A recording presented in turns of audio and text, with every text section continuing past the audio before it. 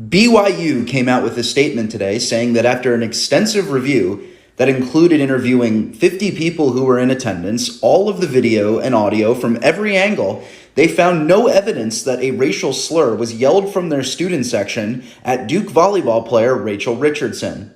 I haven't been this surprised since we found out a racial slur wasn't yelled at a Colorado Rockies game, since a noose was not in fact put in NASCAR driver Bubba Wallace's garage, since we learned that Jussie Smollett was not in fact beat up by Trump supporters on the streets of Chicago at 2 a.m., or since we found out that KKK graffiti at Albion College was written by a black student.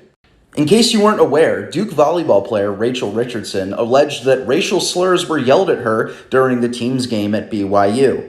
Her godmother, Lessa Pamplin, who was not in attendance at the game, also came out and alleged that the N-word was yelled at her before every serve.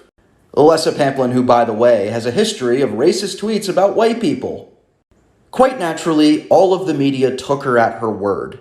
They ran with their headlines without bothering to do an iota of fact-checking. Some even called it a conspiracy theory to even question whether or not the racial slurs were actually hurled at Rachel Richardson. University of South Carolina basketball coach Dawn Staley even canceled the team's games against BYU over the incident. Other D1 volleyball schools even held, quote, blackout nights to support Rachel Richardson. But it turns out that the whole thing was a lie, which quickly became clear when BYU banned a fan for life who video showed did not yell any slurs at Rachel Richardson.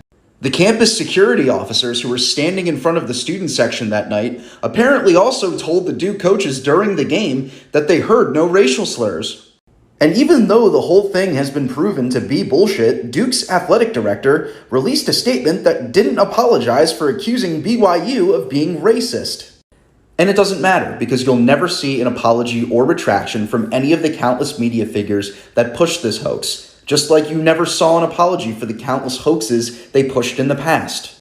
The truth is that the anti-racist woke left secretly loves racism. They love stories like this. They're addicted to them like crack. They need them like sharks need blood in order to prove a narrative that America is a racist country. The demand for racism in America is greatly outnumbered by the supply of it. There are probably millions of people in America who will believe till the end of time that racial slurs were yelled at Rachel Richardson. And that's really why they do it, to get millions of people to buy into a narrative that their country is racist because it gives the left political power.